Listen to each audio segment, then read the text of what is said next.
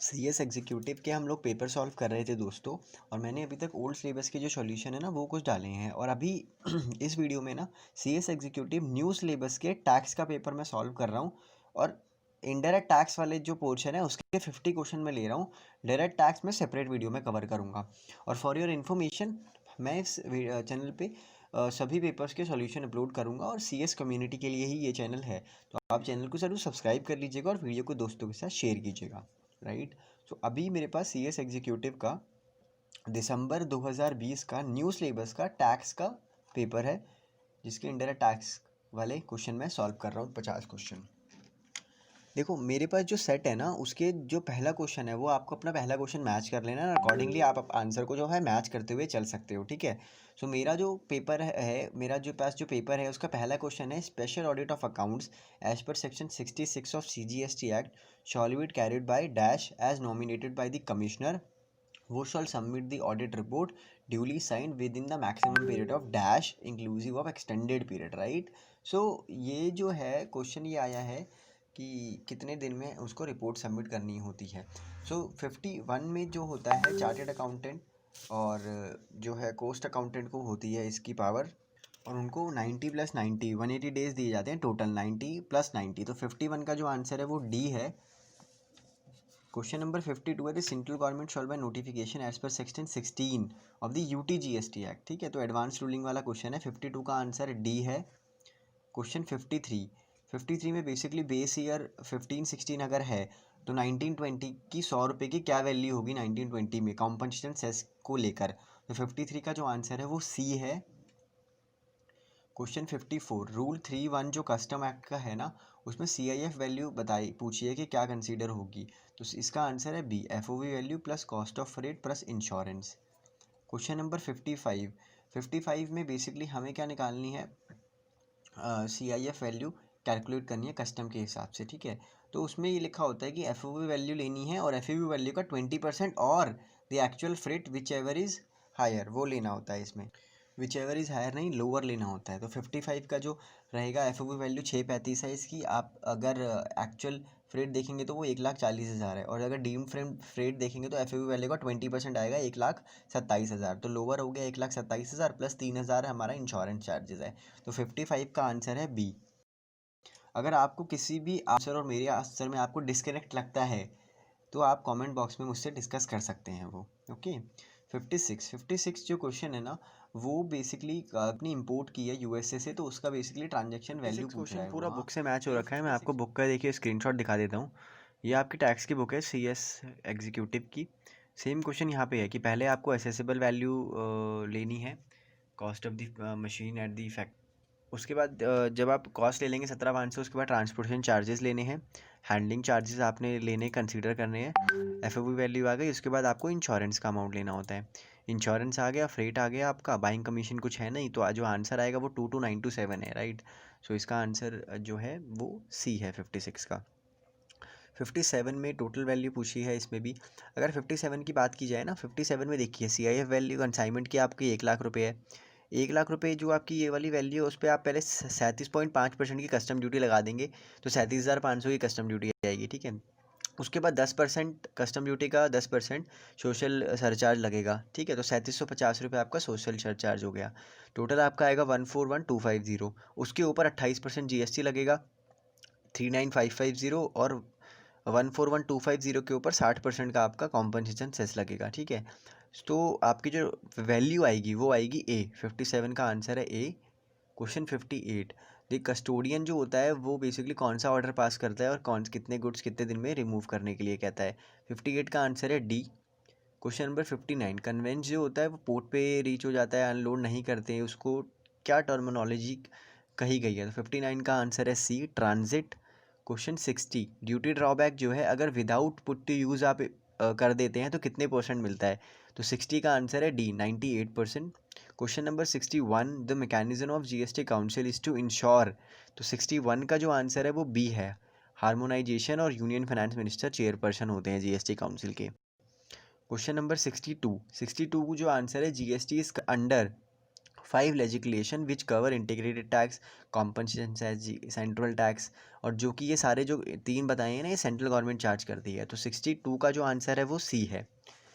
Question 63, GST council is the dash, right. तो apex body होती है जीएसटी काउंसिल। 63 का आंसर है ए, आर्टिकल 279 ए में बनी है वो, ठीक है। Question number 64, supply of good by principal to his agent, जहाँ पे एजेंट अंडरटेक करता है गुड्स, तो इस ट्रांजैक्शन को बेसिकली क्या कहते हैं? तो इसको सप्लाई ऑफ गुड्स ही कहते हैं। तो 64 का आंसर है ए। क्वेश्चन नंबर 65, टू और मोर टैक्सेबल सप्लाई वो डेलिब्रेटली बंडल की गई है सिंगल प्राइस के लिए, तो उसको हम क्या बोलते हैं फिर? Mix supply. 65 का आंसर है ए।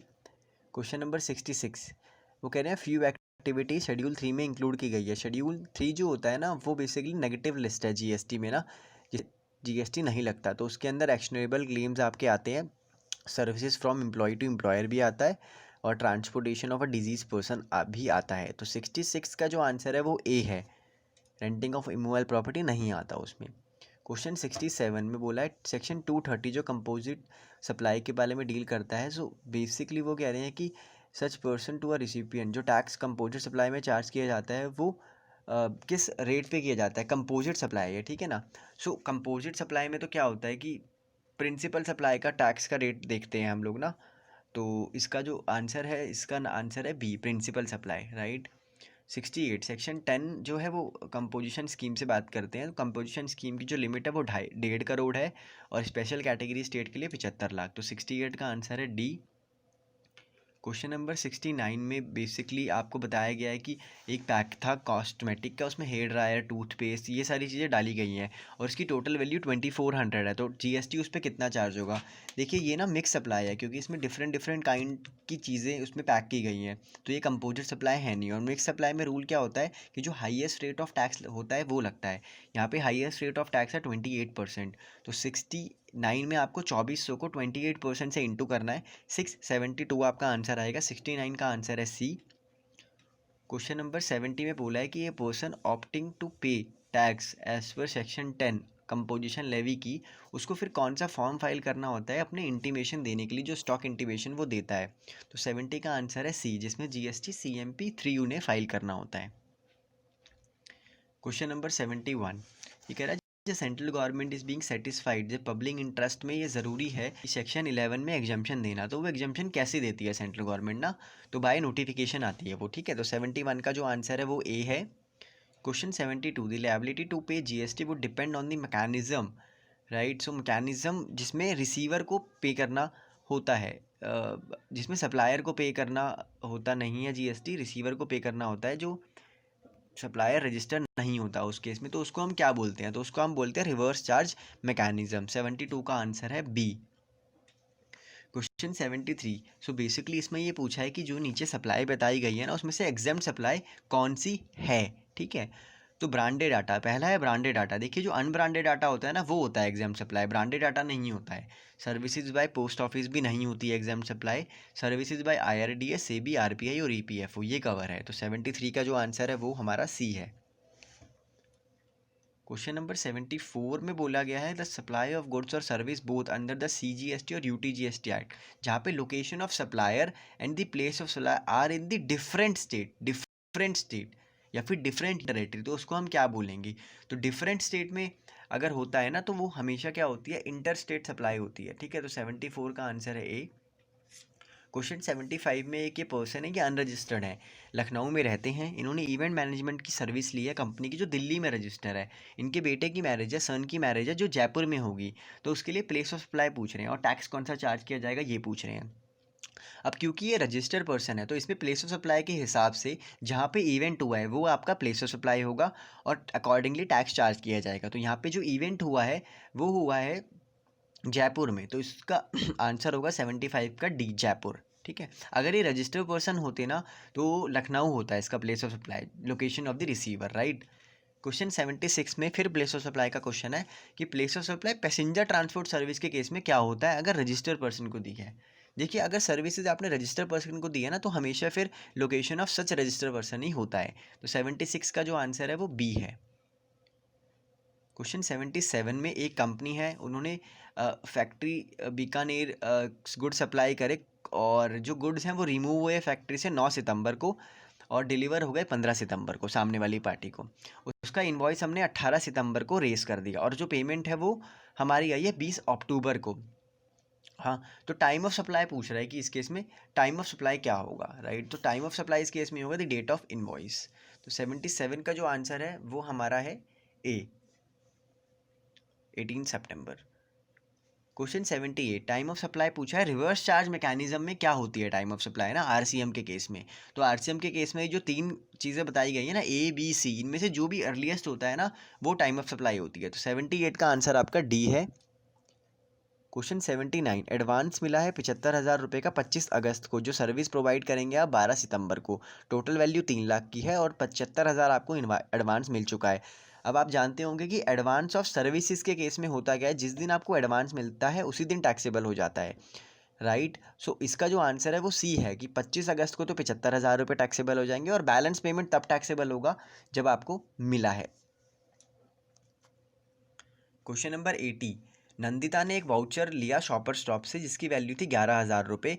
तो उसका बेसिकली ये पूछना है कि टाइम ऑफ सप्लाई क्या होगा। देखिए वाउचर के केस में आपको पता होगा टाइम ऑफ सप्लाई, अगर वाउचर आइडेंटिफाइबल होता है at the time of issuing the voucher तो टाइम ऑफ सप्लाई होता है the time of issuing the voucher. But यहाँ पे एक जनरल वाउचर है तो इसमें जो टाइम ऑफ सप्लाई होगा ये रिडम्पशन जब वो करेंगे तो होगा। तो 80 का आंसर है ए, 1 मार्च को उन्होंने रिडीम किया है वो वाउचर। क्वेश्चन 81, एक मशीन जिसकी टैक्सेबल जीएसटी 18% था वो 10 जून को परचेज़ की गई थी 2019 में, राइट। और फिर इसका इनवॉइस इशू हुआ था 3 अगस्त को, पेमेंट रिसीव हुई थी 10 अगस्त को। द रेट ऑफ मशीन जो था ना वो चेंज हो गया, 12% हो गया 1 अगस्त को। देखिए रेट ऑफ चेंज अभी भी होता है ना, उसमें सिंपल चीज़ें याद रखिए।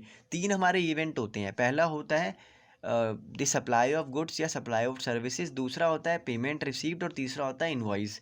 आपको सिंपली ये याद रखना है कि जिस दिन रेट चेंज हुआ उससे पहले अगर 2 चीज़ें हो गई इन तीनों में से तो पहले वाला रेट लगेगा, और अगर कोई भी 2 चीज़ें उस रेट ऑफ चेंज के बाद हुई है तो बाद वाला रेट लगेगा। इस वाले क्वेश्चन में अगर आप देखेंगे ना तो जो इनवॉइस है वो भी डेट ऑफ चेंज के बाद हुआ और पेमेंट भी डेट ऑफ चेंज के बाद मिली है, तो इसमें क्या है नया वाला रेट लगेगा जो कि है 12%। 81 का आंसर है ए। क्वेश्चन 82 में सेक्शन 15 ऑफ सीजीएसटी एक्ट के से पूछा हुआ है। सेक्शन 15 ना बेसिकली ट्रांजैक्शन वैल्यू का सेक्शन है जो कि आपको वैल्यूएशन बताता है। उसमें ये पूछा है which shall not be included place of taxable value में। तो 82 का जो आंसर है वो होता है discount recorded in invoice should not be included because commission interest और लेट फीस तो इंक्लूड होती ही है। तो 82 का आंसर है बी। क्वेश्चन 83 लॉटरी के बारे में है। देखिए लॉटरी में इन्होंने बोला है फेस वैल्यू 500 रुपये थी और फिर गवर्नमेंट की जो नोटिफाइड प्राइस था ना वो 385 था, तो इसमें वैल्यू क्या होगी। देखिए इस केस में वैल्यू क्या होती है, फेस वैल्यू और गवर्नमेंट का price whichever is higher. तो इसमें क्योंकि 500 रुपये हायर है तो इसका आंसर होगा 83 का ए। क्वेश्चन 84, टोयोटा कार परचेज करी है बाबूलाल ने 17,50,000 की, फिर बैंक ने लोन नहीं दिया, बैंक उसको ले गया और बैंक ने उसको फिर सेल कर दिया 13,75,000 में, ठीक है। वैल्यू पूछ रहा है कि वैल्यू क्या होगी जीएसटी के पर्पस से। देखिए सिंपल है, वैल्यूएशन का सिंपल फंडा क्या होता है जीएसटी में कि अगर आपने सेल करी है टू दी अनरिलेटेड पार्टी तो value is the transaction value, right. तो यहाँ पे जो सेल की गई है वो बैंक के थ्रू की गई है तो जो ट्रांजैक्शन वैल्यू होगी वो ही हमारी एक्चुअल सेल वैल्यू होगी, डेट मीन्स 13,75,000 रुपये। 84 का आंसर है ए। क्वेश्चन 85 में बेसिकली देखने वाला है कि इसमें 3.5 लाख रुपए की सप्लाई की थी और वैल्यू ऑफ सप्लाई हमें बतानी है, ठीक है। तो इसमें भी ध्यान से देखना, देखो 3.5 लाख रुपए हमारी बेसिक सप्लाई प्राइस था, उसमें फिर म्यूनसिपल टैक्सेस लगाई, तो म्यूनसिपल टैक्सेस आप क्या करोगे ऐड करोगे, क्योंकि जीएसटी में सेक्शन 15 में लिखा हुआ है कि जो टैक्स कोई भी अथॉरिटी लगाती है वो ऐड होता है ट्रांजैक्शन वैल्यू में except the tax levied under this act, मतलब सीजीएसटी और एसजीएसटी ऐड नहीं होगा कभी भी ट्रांजैक्शन वैल्यू में। तो यहाँ पे 3,50,000 में पहले आप करोगे 35,000 रुपये ऐड, राइट। सीजीएसटी एसजीएसटी तो ऐड करेंगे नहीं, पार्किंग चार्जेस इंक्लूड होंगे 5,000 रुपये के, राइट। और आपका जो सब्सिडी मिली है, देखिए क्योंकि ये सब्सिडी गवर्नमेंट से नहीं मिली है, जो सब्सिडी गवर्नमेंट से मिलती है उसको हम इंक्लूड नहीं करते, लेकिन इस सब्सिडी क्योंकि ये एनजीओ से मिली है तो ये भी इंक्लूड होगी, तो 20,000 रुपये इसे और इंक्लूड कर लीजिए। 2% डिस्काउंट दिया था इनवॉइस पे, तो इनवॉइस का हमारा वैल्यू था 3,50,000 रुपये बेसिक वैल्यू, उस पर आप 2% अगर डिस्काउंट निकालेंगे तो 7,000 रुपये आएगा। आपका जो आंसर आया है उसमें से अब 7,000 रुपये आप कम कर दीजिए, ठीक है। तो अब आपका आंसर आएगा 85 का बी, 4,03,000 रुपये। 86 एक कंपनी है सप्लाई क्या उसने गुड्स 4,72,000 रुपये में और उसमें इंक्लूड था CGST SGST। बहुत आसान क्वेश्चन है ये तो, और मुझे लगता है कि पेपर सच में आसान था ये वाला ना। बाकी आप अपना ओपिनियन भी मुझे कमेंट बॉक्स में बताएं कि आपको कैसा लगा ये पेपर। देखिए 4,72 में अगर 18% GST इंक्लूड है तो बेसिक वैल्यू निकालनी है, तो बहुत सिंपल मैथमेटिक्स है कि 4,72 को आप 118 से डिवाइड करके 100 से मल्टीप्लाई कर दीजिए तो 4 लाख रुपए आपकी बेसिक वैल्यू आएगी। तो 86 का आंसर है A. 87 input tax credit as per section 16 of CGST act कब अवेलेबल होता है, मतलब कौन सा बेसिकली आपको कंडीशन है जो ITC अवेलमेंट के लिए फुलफिल करनी होती है। तो 87 का आंसर है डी, ऑल दी 4। ये सारी कंडीशन आपकी फुलफिल होनी चाहिए तभी आप ITC ले सकते हैं। Question 88 a registered person shall not be entitled to take ITC in respect of supply after the expiry of which time. तो इसका आंसर होता है 1 year from the date of invoice. ठीक है, तो 1 ईयर का टाइम लिमिट प्रिस्क्राइब है 88 में। 89 Chetan Prasad purchase a machine of 2.5 lakh rupees. Okay, तो 2.5 लाख की मशीन परचेज करी है, उस पर 18% GST चार्ज था। देन उनकी सप्लाई एग्जाम सप्लाई बन गई एंड वो कह रहे हैं कि एग्जाम सप्लाई टैक्सेबल सप्लाई बन गई, तो उनको कितना ITC मिलेगा 1 सितंबर से। तो इसमें कैलकुलेशन होगी, राइट। मैं एक काम करता हूँ, मेरे पास आपकी जो बुक है ना CS एग्जीक्यूटिव की, उसमें सिमिलर क्वेश्चन अवेलेबल है, सिर्फ फिगर चेंज है, वो मैं आपको दिखाता हूँ। यहाँ पे ये क्वेश्चन है, देखिए यहाँ पे भी अप्रैल में ही परचेज हुई थी और एग्जाम सप्लाई थी, और नवंबर में इसकी सप्लाई चेंज होकर टैक्सेबल बन गई थी, और इनफैक्ट इसमें जो अमाउंट है ना वो भी सेम है रेट, तो सिमिलर क्वेश्चन है ये। ठीक है, सो इसमें क्या किया, जितने क्वार्टर वो एग्जाम सप्लाई में यूज़ होती है उतना ITC हटा के बाकी ITC मिल जाता है यहाँ पे, राइट, एज पर दी रूल। तो यहाँ पे जो आंसर आ रहा है देखिए 29250 इनका आंसर है। ठीक है, तो 89 का आंसर है ए। क्वेश्चन नंबर 90 में ITC के बारे में पूछा है कि किन किन चीज़ों का कितना इन्हें ITC मिलेगा। ठीक है, मैन्युफैक्चरिंग कंपनी है तो ट्रांसफार्मर जो यूज़ होते हैं मैन्युफैक्चरिंग प्रोसेस में उसका पूरा ITC मिलेगा 3 लाख का। मिनी ट्रक वो यूज़ कर रहे हैं transportation with in the factory, तो 2 लाख रुपये पूरा ITC मिलेगा। उसके बाद फूड पेस्ट्री फूड वगैरह का कभी भी ITC नहीं मिलता, वो नहीं मिलेगा। Machine capitalise with tax to claim depreciation, समझ रहे हो, इसका मतलब ये है कि टैक्स भी मतलब डेप्रिसिएशन भी क्लेम कर रहे हो आप GST कंपोनेंट पे, तो अब आपको इसका भी क्रेडिट नहीं मिलेगा। तो 3 लाख और 2 लाख यानी 5 लाख का आपको क्रेडिट मिलेगा। 90 का आंसर है B. Question 91 section 24 of CGST act specify the list of person who are required to take compulsory registration. तो उसमें कौन कौन इंक्लूड होता है। 91 का जो आंसर है वो डी है, उसमें चारों ही इंक्लूड होते हैं। Question 92 a non resident taxable person as per rule 13 of CGST act shall submit an application within how many days and with which form you need to submit, right. So the answer is 92 का जो answer है वो B है, REG 9 और 5 days में you need to submit. Question 93 the registered person shall submit an application under rule 19। जब भी कोई चेंज होता है उनके तो वो कौन से फॉर्म में सबमिट होती है, तो 93 का आंसर है बी, GST REG 14 आपको फाइल करना होता है। क्वेश्चन नंबर 94 में एज पर रूल 23 पूछा है कि प्रॉपर ऑफिसर अगर सेटिस्फाई हो जाता है, सफिशिएंट ग्राउंड है रिवोकेशन के, तो वो ऑर्डर कौन से फॉर्म में और कितने दिन में पास करता है। 94 का आंसर है ए, GST REG 22 with in 30 days. Question number 95 section 35 से आया है जो मेंटेन करने की बात करता है बुक्स ऑफ अकाउंट्स। तो उन्होंने बोला कौन कौन से ऐसे स्पेसिफिक चीज़ें हैं जो बुक्स ऑफ अकाउंट में होनी चाहिए। तो 95 में ये जितने भी चीज़ें हैं ना ये सारे सेक्शन 35 में मेंशन है, तो इसका आंसर है ऑल ऑफ दी अबव, यानी 95 का जो आंसर है वो डी है। Question 96 as per section 36 of CGST act registered person जो कि अपील वगैरह में जाता है, तो उसको बुक्स वगैरह अपील के कितने पीरियड तक मेंटेन करने पड़ते हैं। तो 96 का आंसर है डी, 1 ईयर तक। क्वेश्चन नंबर 97 रजिस्टर्ड पर्सन जो कंपोजिशन स्कीम लेता है उसको कौन सी एनुअल रिटर्न कौन सी फाइल करनी होती है और किस डेट तक। तो 97 का आंसर है बी, GSTR 4 आपको फाइल करनी होती है 30 अप्रैल तक। 98 इलेक्ट्रॉनिक कैश लेजर आप किस किस चीज़ के लिए यूज़ कर सकते हो, 49(1) में जो लिखा है, तो उससे आप इंटरेस्ट भी पे कर सकते हो, आउटपुट टैक्स भी, पेनल्टी सब पे कर सकते हो। 98 का आंसर डी है। क्वेश्चन 99 सेक्शन 49(7) जो रूल 85 के साथ हम रीड करते हैं जो मेंटेनेंस की बात करता है बेसिकली, तो उसमें कौन सा क्या मेंशन है 49(7) में ना, तो 49(7) अगर आप पढ़ेंगे ना तो वहाँ पे इलेक्ट्रॉनिक लाइबिलिटी लेजर की बात की गई है जहाँ पे आपकी लाइबिलिटीज़ रिकॉर्ड होती है। तो 99 का आंसर है बी। और हमारा लास्ट क्वेश्चन है इंडायरेक्ट टैक्स का, इसमें कि अगर आपको रिफ़ंड मिलता है, कोई अपील आपने करी और आपको रिफ़ंड मिला है और वो कितने दिन में नहीं मिला और कितना इंटरेस्ट मिलता है अगर डिले रिफ़ंड होता है। तो जो 100 का आंसर है वो बी है कि अगर आपको 60 डेज़ में रिफ़ंड नहीं मिला तो 6% आपको इंटरेस्ट के साथ फिर वो मिलेगा। ठीक है, तो हमने indirect tax CS executive new syllabus cover कर लिया दोस्तों। चैनल को ज़रूर सब्सक्राइब कीजिएगा, कोई भी डाउट होता है आप कमेंट कीजिएगा, वीडियो को शेयर कीजिएगा और हम सारे सॉल्यूशन धीरे धीरे आपके इस हमारे चैनल पे आएंगे और सीएस से जुड़ी हुई सभी अपडेट आपको मिलेगी। हमारा फेसबुक ग्रुप भी है, आप उसको भी ज्वाइन कर सकते हैं, टेलीग्राम ग्रुप को ज्वाइन कर सकते हैं। आप अगर मेरे साथ कनेक्ट करना चाहते हैं तो मेरे जितने भी सोशल मीडिया के नेटवर्क का लिंक है वो डिस्क्रिप्शन बॉक्स में अवेलेबल है, आप वहाँ से मुझे कर सकते हैं। बाकी आप सभी को ऑल दी बेस्ट दोस्तों, वीडियो अच्छी लगे तो लाइक करना।